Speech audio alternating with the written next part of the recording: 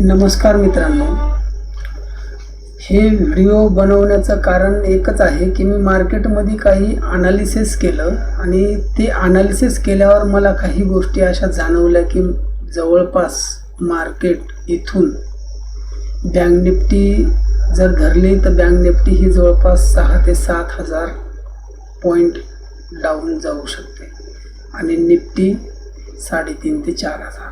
म्हणजे निफ्टी आणि bank Nifty हे जे तुम्हाला डाऊनफॉलचं मी सांगतोय हे कमीत कमी 1.5 ते 2 महिन्यामध्ये होणार. 2 महिन्यामध्ये एवढा डाऊनफॉल बँक निफ्टी आणि निफ्टीमध्ये येणार. आता असं मी का म्हणतो, याच्यामागं काय रिझन आहे? निवडणुकीचा पिरियड चालू आहे, भाजप सरकार आलं तर समजायला वाटते की मार्केट वर जाईल, पण याच्यापेक्षाही जे लोक मार्केटमध्ये मोठा पैसा इन्व्हेस्ट करतात त्या लोकांना मार्केटमध्ये किंवा पुढं काय होऊ शकते याचा एक अंदाजा अगोदरच लागलेला असतो. कारण त्यांचं नेटवर्क खूप स्ट्रॉंग असते. कारण एवढा मोठा पैसा कुणीही मार्केटमध्ये टाकतो ना तर काही ना काही ॲनालिसिस करून काहीतरी त्याच्याकडं एक मजबूत प्रूफ आहे, सपोर्ट आहे, त्या हिशोबानंच कोणीही असा एवढा मोठा पैसा टाकत असतो. आणि मार्केटचे मेजर 2 खिलाडी जर धरले, FI आणि DI, या दोघांमध्येच ताकद आहे मार्केटला अप किंवा डाऊन नेण्याची. तर मी तुम्हाला मार्केट एवढं येणाऱ्या 2 महिन्यामध्ये डाऊन काय येऊ शकते, त्याच्या मागचं काय रिझन आहे, तर मी ते तुम्हाला दाखवणार आहे. तर बघा, आपण चार्टवर आलो आहे. चार्टमध्ये मी तुम्हाला दाखवतोय, ही एक ट्रेंड लाईन चालली खालून. या ट्रेंड लाईनमध्ये मार्केटने इथे एक वेळ सपोर्ट घेतला, त्याच्यानंतर 2, 3, 4, 5, 6, 7 जवळपास एका ट्रेंड लाईनवर बँक निफ्टीनं 7 वेळेस सपोर्ट घेतला आहे. आणि जेव्हाही 3 ते 4 वेळेस सपोर्ट घेतल्याच्यानंतर परत मार्केट त्याच ट्रेंड लाईनला बार टेस्ट करण्यासाठी येते, याचा अर्थ ती ट्रेंड लाईन वीक झालेली आहे, ती कधीही तुटू शकते. हे पहिलं रिझन. दुसरं रिझन की तुम्ही बघा, जवळपास 13 ते 14 डिसेंबरला RSIनं इथं एक हाय केलेला आहे. त्याच्यानंतर मार्केटनं डाऊन थोडंसं येऊन लोअर हाय बनवलेत आणि RSIनं बघा मागचा हाय तोडलाच नाही. इथं बँक निफ्टीनं हाय तोडला आणि एक डोजी कॅन्डल बनवून, हे बघा, ही डोजी कॅन्डल बनवून मार्केट फॉलमध्ये आलं. हे दुसरं कारण. म्हणजे RSI सुद्धा सांगतो की मार्केटमध्ये काहीतरी लय मोठी गडबड होणार आहे. आता तिसरं रिझन तुम्हाला सांगतो. तिसरं रिझन असं आहे की हे आहे FI DIची बाईंग सेलिंगचा डाटा.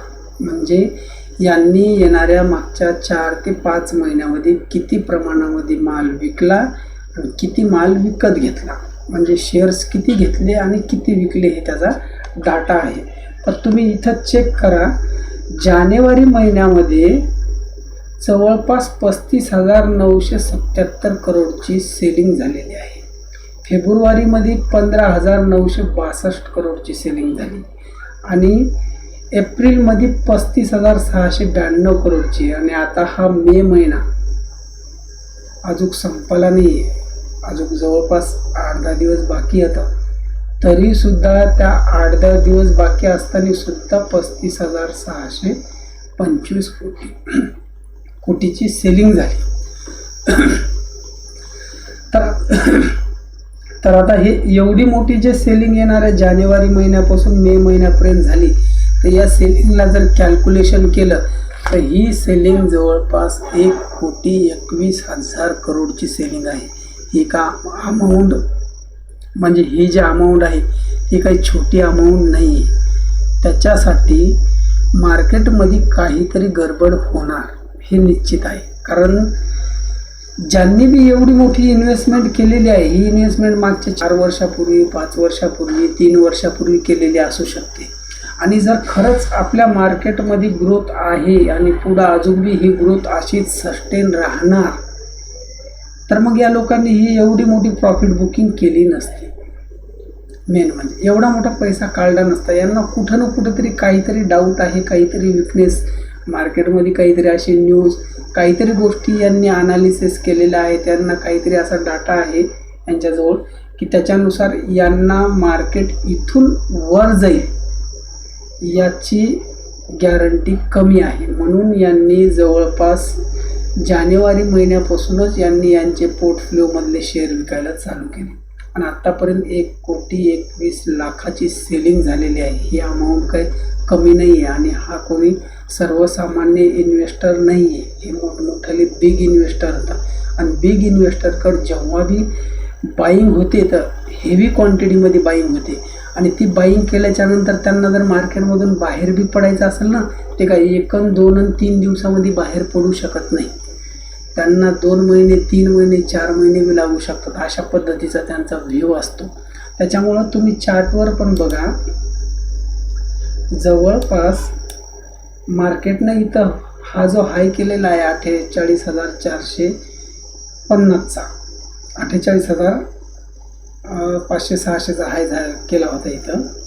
तर या हायपासून हे जे फॉल आलेलं आहे, इथून मोठ्याल्या इन्व्हेस्टरनी इथून या एवढ्या एरियापासून त्यांचे पोर्टफोलिओ खाली करायला चालू केले आणि त्यांची क्वांटिटी मोठ्या प्रमाणात असल्यामुळे त्यांनी मार्केटला एका चॅनलमध्येच वर्क करायला मजबूर केलं म्हणायला हरकत नाही.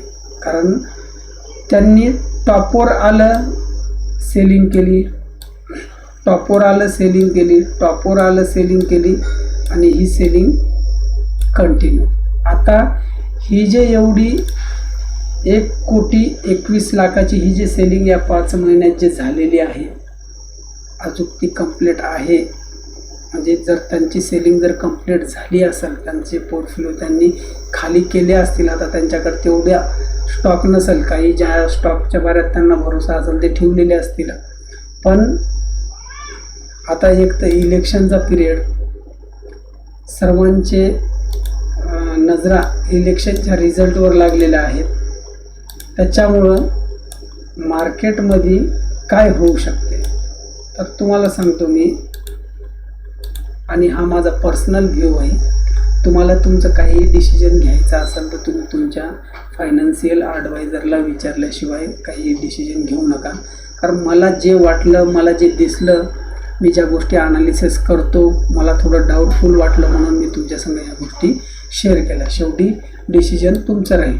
पण आता इथं मार्केट आहे 48,200वर आणि जर खरंच फॉरेन इन्व्हेस्टरचा माल पूर्ण विकला गेला असेल तर आता या निवडणुकीमुळे इथं व्हॉलॅटिलिटी वाढेल आणि हे मार्केट जे मी तुम्हाला आता हा ग्राफ दाखवला, एक अपमूव मारल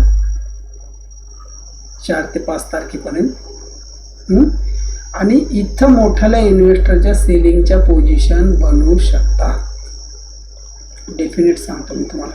कारण एवढा मोठा पैसा कोणीही मार्केटमध्ये काढून घेऊ शकत नाही. जर मार्केट खरंच वर जाणार असेल तर आपल्यापेक्षा त्यांना जास्त माहिती असते. त्याच्यामुळं म्हणतो मी की मार्केटचा हा जो टॉप झालेला आहे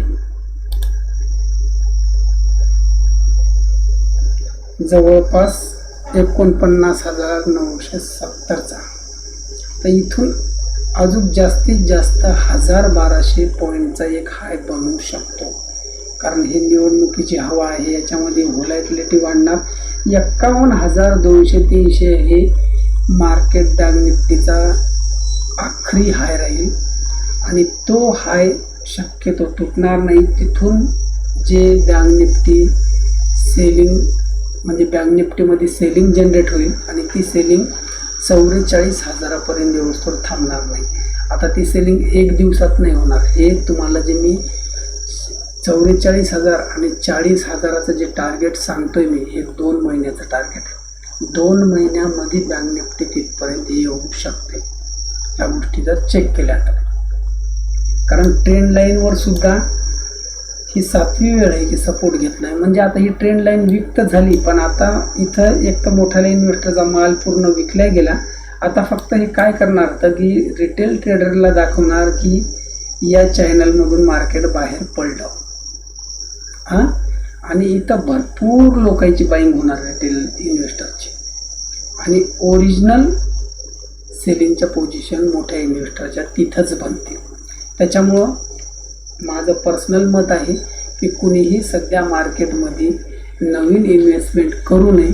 1.5 ते 2 महिना वेट करायला पाहिजे, त्याच्यानंतरच तुम्ही इन्व्हेस्टमेंट करा. कारण आता या टॉपवर जर तुमची इन्व्हेस्टमेंट झाली ना तर तुमचे पोर्टफोलिओ जवळपास 2-2 वर्ष मायनसमध्ये दिसतील, प्लसमध्ये दिसणारच नाहीत. कारण जेव्हा बँक निफ्टी 40,000पर्यंत जायला 2-2.5 महिने लागले आणि तिथून वर उठायला परत कन्सोलिडेशन झोन, परत सरकार कोणतं बनतं आहे, नवीन बनलेल्या सरकारचे डिसिजन काय होतं, त्याच्यामुळं तिथंसुद्धा कुठंतरी एक चॅनल बनू शकते. आणि ते चॅनलसुद्धा 5-5, 6-6, 8-8 महिन्याचं असू शकते. त्यामुळे एवढ्या टॉपवर कुणीही बाईंग करू नका, नवीन पोर्टफोलिओ जनरेट करू नका. मार्केटला 1 महिना टाईम द्या, तिथं तुम्ही पोझिशन बनवा. त्यामुळे तुम्हाला काय होईल की तुमचा पोर्टफोलिओ हा रेडमध्ये दिसणारच नाही. मार्केट जरी एका कन्सोलिडेशन झोनमध्ये गेलं तरीही तुमचा पोर्टफोलिओ हा प्लसमध्ये दाखवेल. चालेल मित्रांनो, अनालिसिस कसं वाटलं काय नाही कळवा. त्याच्याबद्दल तुम्हाला काही डाऊट वगैरे असलं तर मला कळवूसुद्धा शकता. आणि हा माझा पर्सनल व्ह्यू आहे, मी माझं एक अनालिसिस शेअर केलं. शेवटी तुम्ही तुमचं डिसिजन तुमच्या फायनान्शियल ॲडवायझरला विचारल्याशिवाय घेऊ नका. धन्यवाद.